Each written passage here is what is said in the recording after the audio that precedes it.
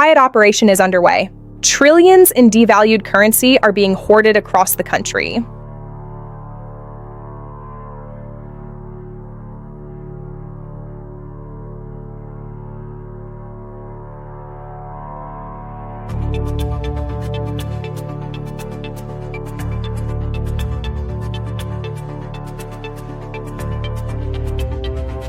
This network operates deep within the financial shadows, where the light of regulation rarely reaches.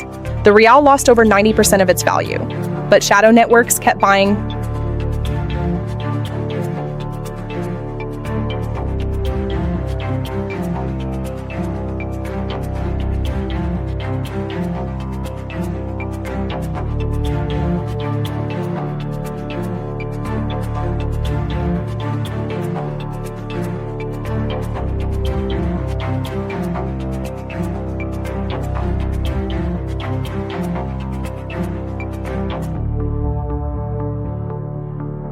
A network moves across borders, and the Rial became their weapon.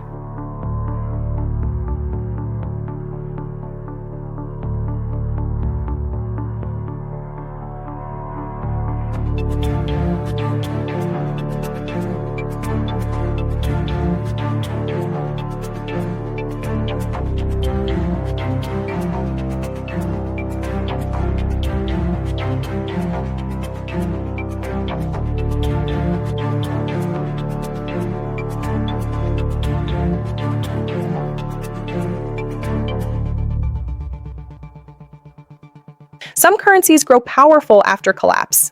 The Rial is one of them. A network moves across borders, and the Rial became their silent weapon. Some currencies grow powerful after collapse. This isn't about failure, it's about hidden power, a secret architecture built on trust and absolute discretion. It's about hidden power. This network operates in the shadows.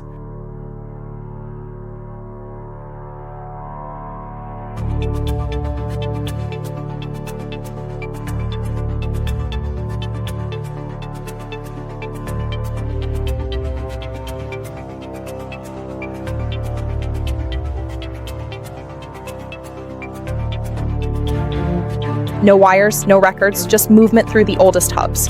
Just trust and movement. Trust and discretion are the only currency that matters here.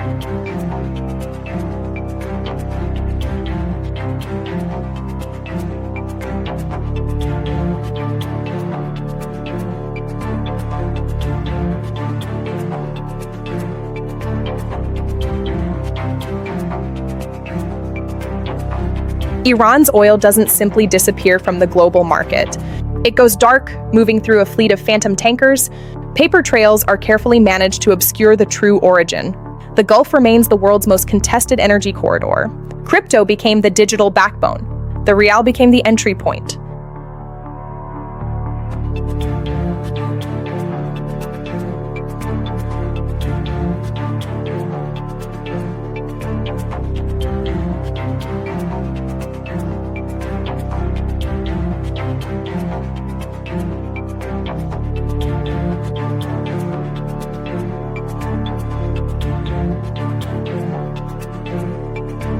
Money becomes property in the high-end districts of Tehran. Property hides wealth behind layers of official documentation. Vast estates are built on the foundations of shadow capital.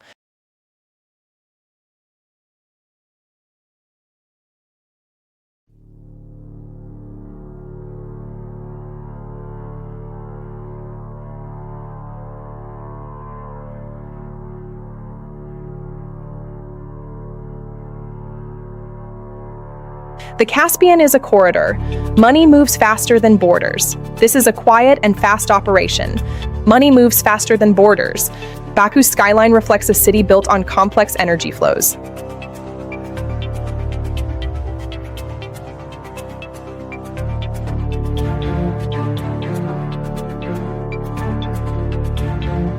Ancient routes never died. They just carried modern money. The mountains provide cover for those who know the paths. Trust and discretion are the only currency that matters here, far from the eyes of global regulators. Villages along the border become essential hubs for the movement. Gold is the original shadow currency. Rial turns into gold and disappears. Real turns into gold and disappears. Every signature is a new layer of secrecy in a complex web of movement. Gold is the ultimate store of value for those outside the system. Gold is the original shadow currency. Rial turns into gold and disappears into the global marketplace. National collapse created private fortune, secured in the shadows. The network leaders live very well. Wealth is concentrated at the top. The network leaders live very well in high-walled compounds where wealth is concentrated and hidden from view. The setting for power is as refined as the strategy behind it. Cash buys silence. In the high-end markets, no questions are asked. Silence buys luxury. Every signature is a new layer of secrecy. In the City of Lights, the most powerful movements happen in the dark. Luxury is the final destination for money that has been scrubbed clean. Neutrality became a business model, secure, discreet, unquestioned. Shadow money found a home, secured by the latest technology. Mountains of capital hidden behind the neutrality of the Alps. Geneva provided the perfect backdrop for global financial discretion. Sanctions were designed to stop the flow, but the flow never stopped. Analysts track, yet the volume is massive. Designated, blocked, frozen, yet the network finds a way around. Sanctions were designed to stop the flow, but the flow never stopped, as new diagrams of complexity emerge daily. Billions move daily. Kabul's informal markets are the heartbeat. Without a single official record, billions move daily through Kabul's informal markets, the heartbeat of the network. Without a single official record, billions move through these hands. A constant state of transaction, where the official economy ends. Every closed door creates another route. Singapore became a key hub. The network adapts instantly. Every closed door leads to another. The network adapts instantly. Every closed door creates another route for capital to find its way through the system. The network adapts instantly. Every closed door creates another route through the world's busiest trade hubs. At the highest levels of power, finance is a weapon of state. At the highest levels of power, shadow finance became strategy. A quiet operation is underway. A strategy of volume. At these levels, money is an instrument of state, moving beyond the reach of sanctions. A strategy of volume. At these levels, money is an instrument of state. 1 trillion rial sounds massive, but volume is the real power in this silent global financial war. Tehran wakes to a trillion rial reality, hidden in plain sight within the daily pulse of the city's commerce. Tehran wakes to a trillion rial reality, hidden in plain sight. 1 trillion rial sounds massive, but volume is the real power in a world governed by shadow architecture. Somewhere beneath the noise of global markets, a quiet operation is underway. Billions, possibly trillions, of the world's most devalued currency are vanishing. Not destroyed, not forgotten. Hoarded, hidden away. The Iranian rial has lost over 90% of its value in a decade. Most economists call it worthless, but shadow networks don't agree. They're buying it by the truckload. From the Persian Gulf to the back streets of Istanbul, from Beirut's informal money changers to Dubai's financial free zones, a network operates in plain sight and complete darkness. And the rial is their weapon. They say when a currency collapses, it dies. But some currencies become more powerful, precisely because they collapse. The rial is one of them. And here is exactly why. This is not a story about a failing currency. This is a story about power, hidden inside worthlessness. Shadow networks have found something no central bank will admit. And the world is only beginning to notice. Western sanctions have strangled Iran's formal economy. Banks frozen, trade routes blocked, reserves seized. But informal networks don't use banks. They use paper and trust. Hawala, the ancient system of trust-based money transfer, predates every modern bank. No wires, no records, no trace. A phone call and a code? Money moves even when borders close. Lebanon, a country that knows currency collapse better than most. Its informal banking system survived when the formal one imploded. And within that system, the rial found a home, a strange, very strategic home. Turkey sits at the crossroads of East and West. And for shadow networks, it is the perfect middle ground. Currency flows in from Iran and flows out in dollars, gold, or crypto. Istanbul is where the transformation happens. Trade is the cover, currency is the cargo. Iranian carpets, saffron, and pistachios cross borders legally. But the financial transactions that accompany them, those tell a different story. Over-invoiced, under-declared, invisible. Free zones were built for legitimate commerce. They offer tax exemptions, minimal paperwork, and maximum privacy. For shadow networks, they are the perfect architecture. What enters rarely matches what the paperwork claims. Iran's oil doesn't simply disappear when sanctions hit. It simply goes dark across the map. Ghost tankers with no digital identity carry crude to secret buyers. And payment, never in dollars, sometimes in rial. Iran became one of the world's largest Bitcoin miners, not by accident.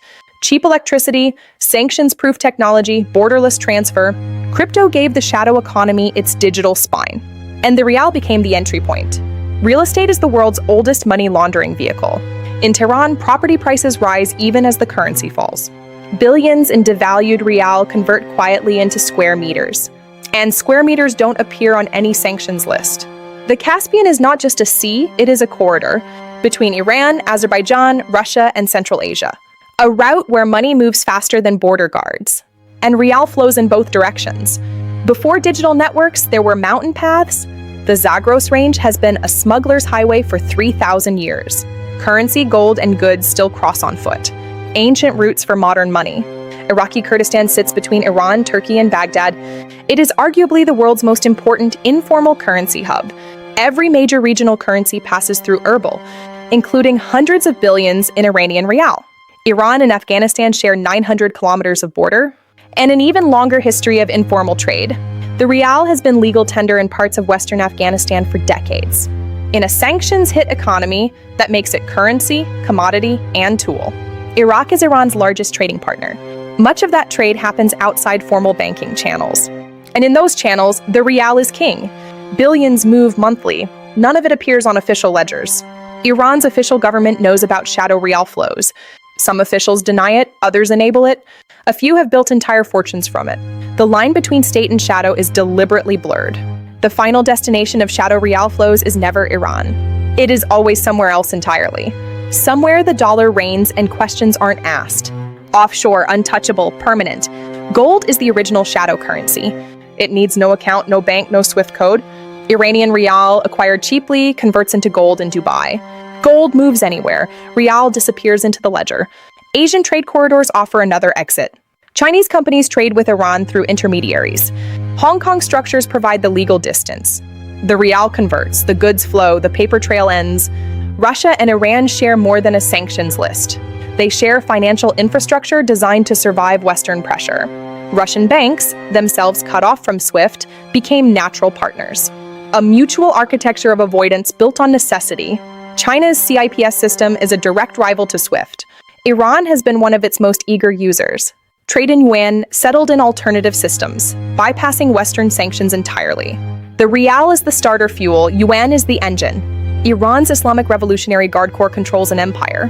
Construction, mining, import-export, banking, officially a military force, functionally a financial conglomerate. And the rial is their internal currency of power. Hezbollah receives billions annually from Iran, some in weapons, some in construction subsidies, but much of it in rial converted through Lebanon's fractured banking system. A currency that's lost 90% of value can still fund a war. Yemen's Houthi movement is Iran's most distant financial recipient. Supply lines run through Oman, Somalia, and Eritrea. Rial-denominated transactions fund weapons, infrastructure, and control. Shadow networks don't stop at borders, they thrive on them. Oman is the great mediator. It maintains diplomatic relations with Iran, Israel, and the United States simultaneously. Its financial sector quietly facilitates transactions that no other Gulf state will touch. A neutral flag flying over very complicated money. Pakistan and Iran share 900 kilometers of desert border and centuries of trade. The Iranian rial circulates freely in Pakistan's western provinces. Hawala networks connecting Karachi to Tehran operate 24 hours a day. Formally invisible, functionally essential, the people running shadow rial networks live well. They live very, very well. They have converted national collapse into personal fortune, and they are connected to every level of Iranian power. Dubai real estate has long been the favorite parking spot for Gulf shadow money. Iranian buyers are among the largest foreign purchasers in the market. Cash transactions, anonymous LLCs, perfectly legal. The rial, converted and laundered, becomes a Dubai penthouse. London has welcomed Iranian capital for decades. Mayfair apartments, Chelsea townhouses, anonymous offshore structures. Even as governments impose sanctions, cities offer quiet exceptions. The money finds the door that law forgot to close. Switzerland's banks have held the world's shadow money for a century. Iranian accounts, some linked to senior officials, have been traced here. Neutrality is never true innocence. It is simply a business model. 1 trillion rial sounds like an enormous sum. At today's exchange rate, it is barely $2,000 US dollars. And yet, trillions are being hoarded. Because in shadow economics, volume is the point. Part 2, the architecture. Shadow financial networks don't operate by accident. They are engineered, maintained, protected. Understanding the structure means understanding the power. Hawala is not a back alley crime. It is a 1,200-year-old financial system trusted by millions. Faster than wire transfer, cheaper than Western Union, completely off-book. And for Iranian shadow networks, it is the backbone. Iran has 2 exchange rates. The official government rate and the real one. The gap between them can be 300% or more. That gap is where shadow networks live. Currency arbitrage, buying low at the official rate, selling high on the black market. Millions can be made in a single transaction. The more the rial devalues, the more profitable the spread becomes. Collapse for these players is the product. Trade-based money laundering is the world's largest financial crime. It works by manipulating invoices, over-reporting or under-reporting the value of goods.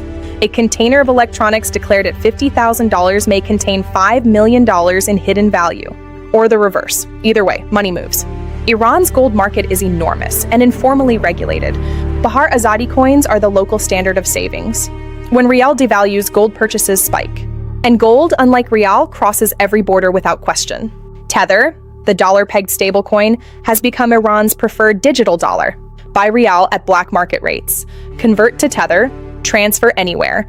No bank, no sanctions check, no trace. The blockchain doesn't care about geopolitics. Central Asia has become an unlikely hub for Iranian financial routing. Kazakhstan, Uzbekistan, and Tajikistan all have significant Iranian economic ties. Swift alternatives built for the post-sanction era route funds through these corridors. The architecture of invisibility has a Central Asian wing. Kish Island is Iran's own free zone, a pocket of relative economic freedom. Its duty-free status makes it a perfect arbitrage point.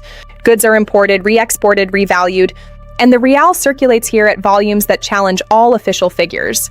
Bandar Abbas is Iran's commercial gateway.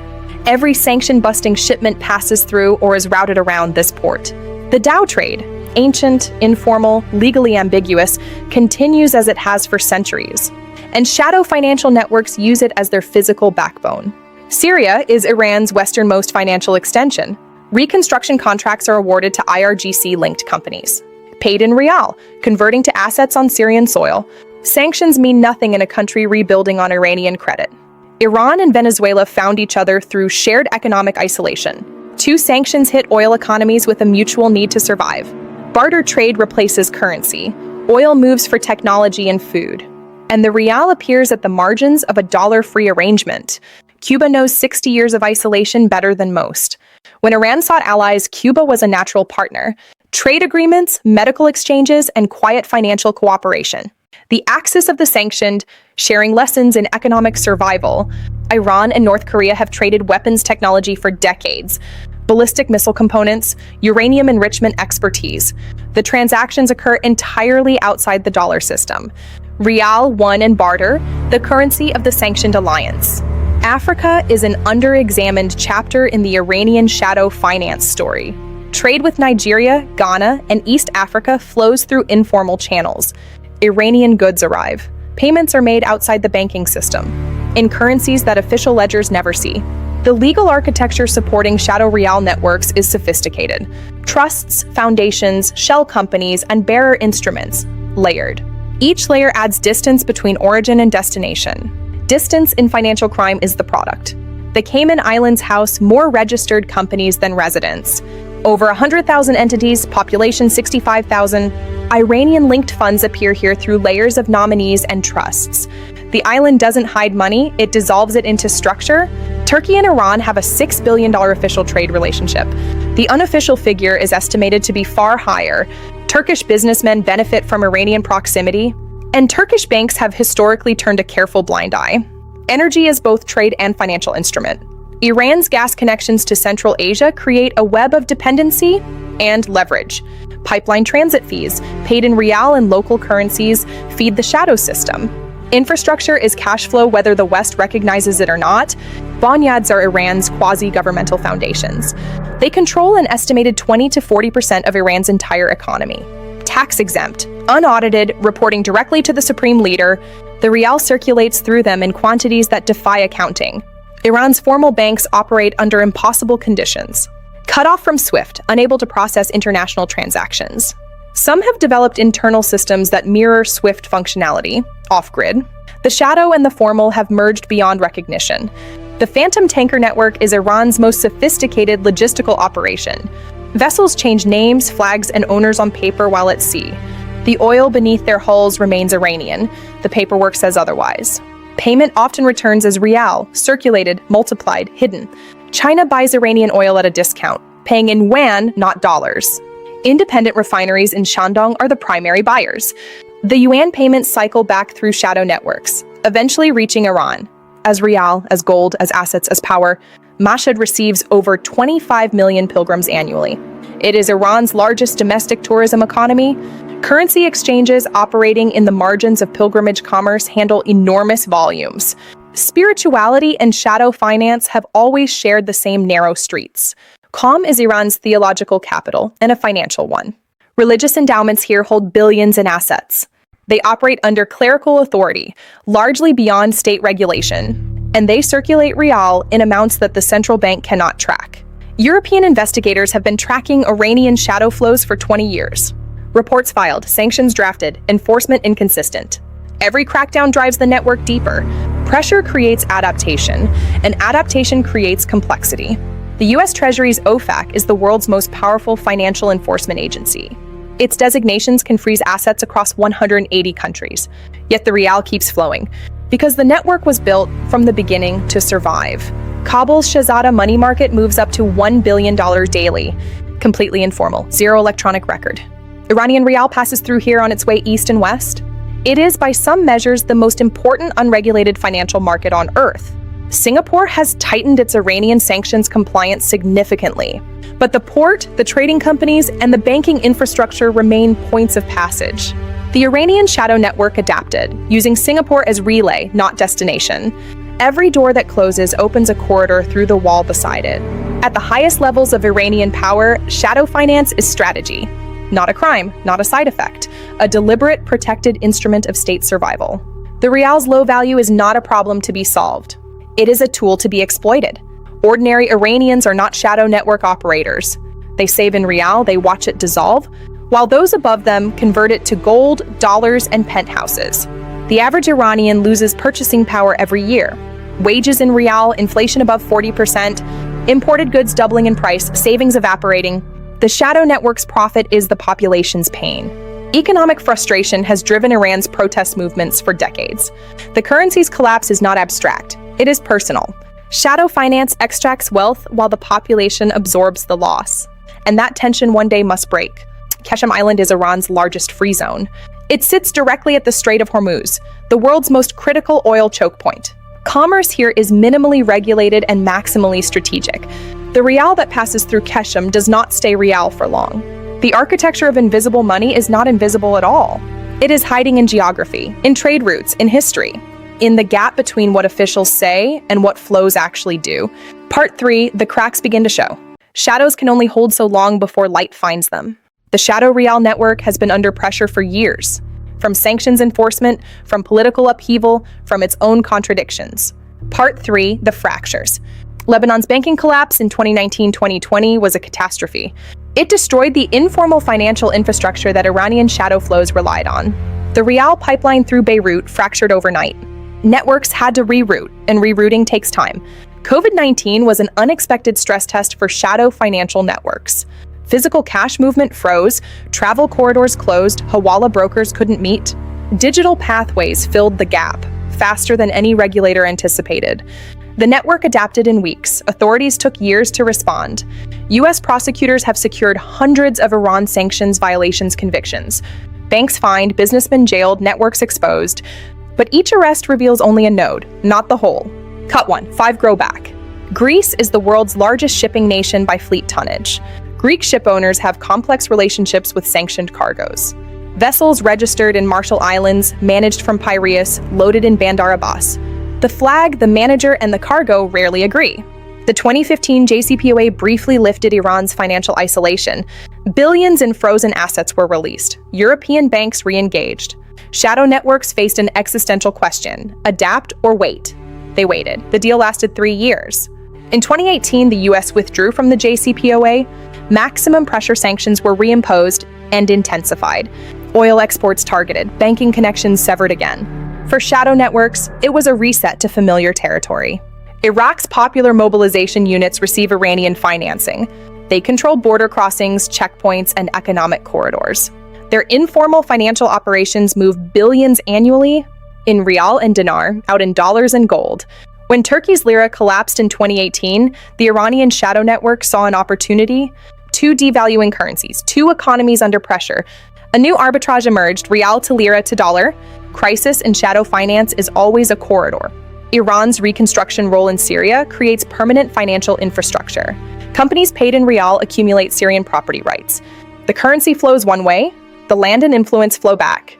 Economic imperialism conducted through devalued paper. Yemen is both destination and test case. Iranian rial funds Houthi operations, salaries, weapons, governance. A currency worth almost nothing buys loyalty where dollars never flow. Volume compensates for value where dollars never flow. Iran's shadow network operates against a backdrop of domestic crisis. Water scarcity, power cuts, environmental stress, political tension. These crises drive more Iranians toward informal financial survival strategies. And informal strategies feed the shadow network's volume. U.S. Navy seizures of Iranian vessels have increased dramatically. Oil, weapons, and cash in multiple currencies.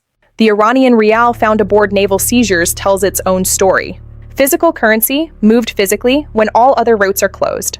Physical currency moved physically when all other routes are closed. Blockchain forensics has become a crucial tool against shadow rial conversion. Companies like Chainalysis trace Iranian cryptocurrency flows across exchanges. But the blockchain never forgets. Every transaction permanently recorded. European banks have largely de-risked from Iranian exposure. The compliance cost is too high, the regulatory risk greater, but de-risking doesn't stop the flows, it reroutes them. Through correspondent banks in smaller jurisdictions with less scrutiny. When major banks close, smaller ones fill the gap. Pacific Island jurisdictions, Caribbean states, Central African bank licenses. The shadow network uses correspondent banking chains to reach the global system. A chain of 4 small banks can bypass any sanction.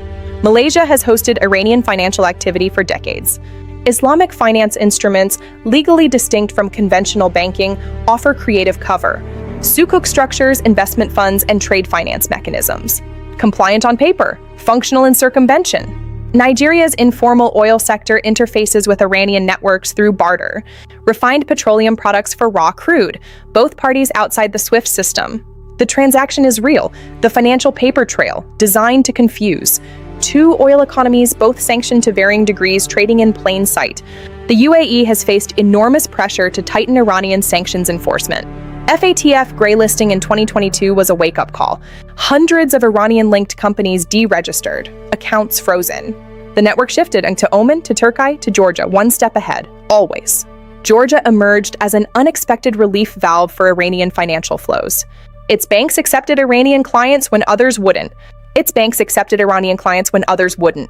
Tbilisi, the newest node in a network that rewrites itself constantly. Armenia shares a border and deep historical ties with Iran. Iranian goods prominently available, a cultural and commercial overlap. The rial enters, converts to Armenian dram, exits as dollars. A quiet country performing a significant function. Within Iran, the shadow network's beneficiaries live visibly. New developments, luxury vehicles, private club memberships, all purchased in rial, in quantities that require knowing its source. Currency collapse creates 2 Irans, one shrinking, one expanding. The Financial Action Task Force has blacklisted Iran. Its members are required to apply enhanced due diligence to all Iranian transactions. Its members are required to apply enhanced due diligence to all Iranian transactions. In practice, compliance costs create loopholes everywhere. Trade-based laundering seizures have increased every year. Yet, enforcement estimates suggest less than 1% of suspicious transactions are caught. The volume is too large, the methods too varied, the jurisdictions too many, Enforcement against shadow networks of this scale requires global coordination, and global coordination has never once been achieved. The UN Iran sanctions regime is one of history's most debated. China and Russia have consistently blocked its strongest provisions. Each veto is a structural protection for the shadow network. Geopolitics and shadow finance are inseparable. Military surveillance has intensified across every key corridor. US, UK, French, and Gulf naval assets watch the straits around the clock. The shadow network adapted, moving smaller, moving faster, moving darker. What surveillance creates is not prevention, it is evolution. Iran's shadow financial networks are state-protected. The Ministry of Intelligence, the IRGC's Quds Force, senior clerical offices. These are not criminal enterprises being tolerated. They are state instruments being operated. Diplomacy has repeatedly attempted to resolve Iran's financial isolation. Partial asset releases, humanitarian exceptions, confidence-building measures. Each deal is a negotiation between the formal and the shadow, because the shadow is always there, even at the official table. Each major sanctions announcement triggers a rial shock. The black market rate diverges from official in hours. Shadow operators profit in the chaos, like buying at panic prices, selling into calm. The crash is not feared, it is anticipated. Iran is the world's largest fuel smuggler. Government-subsidized petrol exits through Balochistan by motorcycle and truck. Sold in Pakistan at black market prices. Payments return as rial and rupee. The subsidy that was meant for Iranians funds the shadow network's logistics. In 2021, China and Iran signed a 25-year, $400 billion cooperation agreement. Infrastructure, energy, and military, bound for a generation. The financial architecture of this deal bypasses every Western institution. The shadow network has a superpower partner. Russia's post-2022 economic isolation mirrored Iran's experience. Two sanctioned economies discovering mutual financial architecture. Their cooperation expanded dramatically after Ukraine. The shadow network gained a second superpower dimension. Iran is not isolated, it is realigned. Its shadow financial network has found superpower protection. The rial that was meant to die has found new patrons. And the world order that created sanctions is fracturing. Iran's economy has not collapsed, despite 30 years of sanctions. It has adapted, contracted in places, grown in others. The shadow network is, in part, why? Resilience built on opacity and strategic adaptation. The cracks are not weaknesses. They are the network's breathing holes. Every pressure point, every sanction, every seizure, every investigation forces adaptation. And adaptation makes the network stronger. Part 4, the reckoning. Part 4, the reckoning. Why are shadow financial networks hoarding trillions of Iranian rial? The answer is not simple. It is layered, like the networks themselves. Reason 1, this is a matter of volume. Rial is cheap. Acquiring trillions costs almost nothing in dollar terms. That volume can overwhelm a transaction system. It can move goods, pay people, and cover traces, all while costing almost nothing. Reason 2, this is a matter of domestic control. Controlling large rial reserves means controlling Iran's internal economy. Who gets paid, what prices are, what goods appear in markets. Shadow networks that hold rial hold power, regardless of its exchange rate. Reason 3, this is a matter of asset conversion. Cheap rial buys Tehran real estate at locally real prices. Property converts a worthless currency into a permanently valuable asset. The devaluation doesn't matter once it's brick and mortar. Reason 4, this is a matter of currency arbitrage. The gap between official and black market rial rates is the profit. Buy official, sell black market, convert to hard assets. The wider the devaluation gap, the larger the profit. Reason 5, this is a matter of strategic projection. Rial funds Iran's entire regional proxy network. Hezbollah, Hamas, PMF, Houthis, Syrian reconstruction. A currency worth almost nothing, financing an empire. Reason 6, this is a matter of geopolitical hedging. A post-dollar financial world is being built, and the shadow rial network is both a symptom and a tool. Iran is pre-positioning for a financial order where its currency matters more. Reason 7, this is a matter of political financing. Shadow rial networks fund Iranian domestic political operations. Candidates, movements, and loyalties maintained through currency distribution. The currency that is worth nothing is worth everything to those who control its flow. Reason 8, this is a matter of nuclear program financing. Western intelligence agencies have documented shadow rial flows into nuclear procurement. Equipment, materials, and expertise, all paid in converted, untraceable currency. The devalued rial funds the program that keeps the sanctions in place, a perfect, self-sustaining cycle. Reason 9. This is a matter of digital sovereignty. Iran is building financial infrastructure that does not need the West. Domestic payment systems, state cryptocurrency pilots, digital rial proposals. The shadow network's volume of rial is pre-positioning for a digital currency transition. Reason 10. This is a matter of gold accumulation strategy. Cheap rial acquires gold at locally set prices. Gold is transported, stored, and held as the hard asset core of shadow network reserves. When the rial eventually stabilizes or is replaced, the gold survives. Iran prints its own currency, functionally unlimited in supply. Unlike sanctioned economies that run out of foreign exchange, Iran can always print more rial. The shadow network exploits this. Rial is functionally unlimited in supply. What matters is not how much you have, but what you can exchange it for. The people who accumulate rial in trillions do not suffer from its devaluation. They have extracted their wealth long before the notes reach ordinary Iranians. They live in a different economic reality, within the same city. Inequality is encoded deeply in the currency itself.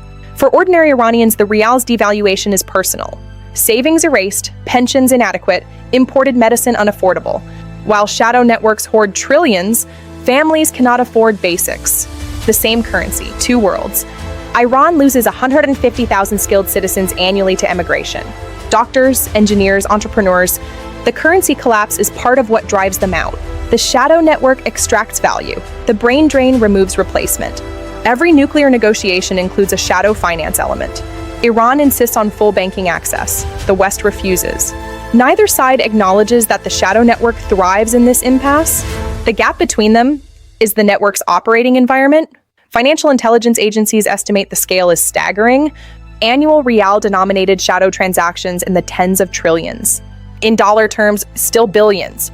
The numbers are hard to believe. The evidence is harder to dispute. Iran's oil sector remains the ultimate source of shadow network funding. Even at discounted prices, Iran sells 1.5 million barrels daily. That revenue, in yuan, rubles, and barter, feeds the rial accumulation machine. Energy is the engine, currency is the gear. Oman's role in Iranian shadow finance is understated and essential. It is the quiet conduit, maintaining relations when everyone else broke them. Rial flows through Omani intermediaries into Gulf financial systems. Neutrality has a price and a purpose. The legitimate world is building the same system the shadow world already has. Central bank digital currencies that bypass SWIFT, cross-border payment systems that exclude the dollar. Iran has been living in this future for 30 years, involuntarily. Iran and Iraq are formalizing what was previously shadow. Trade corridors, currency agreements, payment systems. The rial that was moved informally is now being discussed officially. Shadows sometimes become policy. The Iranian state periodically wages war on its own shadow network. Exchange office raids, smuggler prosecutions, currency control tightening, but the same state's affiliated institutions run the largest operations. The war on shadow finance is, at its heart, a factional war. The IRGC is Iran's most important economic actor, controlling 30–40% of the formal economy by some estimates, and operating the largest segment of the shadow economy. It is the state and the shadow simultaneously. U.S. policymakers debate whether sanctions work. The evidence is mixed. Iran's economy is damaged but not destroyed. The shadow network is the difference between damage and collapse. And the network's continued operation is in part an American policy failure. In 2023, Saudi Arabia and Iran restored diplomatic relations. Brokered by China, normalization returns.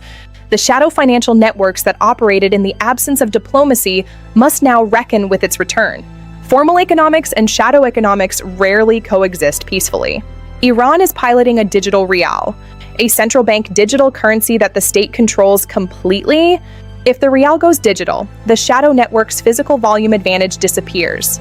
The state may finally be trying to reclaim its own currency. Reason 9, digital sovereignty, of survival under impossible conditions, of extraordinary ingenuity and both for good and for harm, of a nation that refused to be economically erased. A new generation of Iranians is navigating the wreckage of the rial, some building fintech to survive it, some emigrating to escape it. Some, the most resourceful, turning its collapse into opportunity. The shadow network will have successors. The shadow rial network is not going away. It is the economic consequence of geopolitical choices. As long as sanctions exist, evasion will too. And as long as the state needs money, it cannot earn officially. It will use money it earns invisibly. The international financial system created the conditions for shadow networks: sanctions without enforcement, de-risking without alternatives, pressure without pathways, policy failure. The shadow finance boom is, in part, a policy design failure. The biggest long-term threat to Western sanctions is not Iran's shadow network.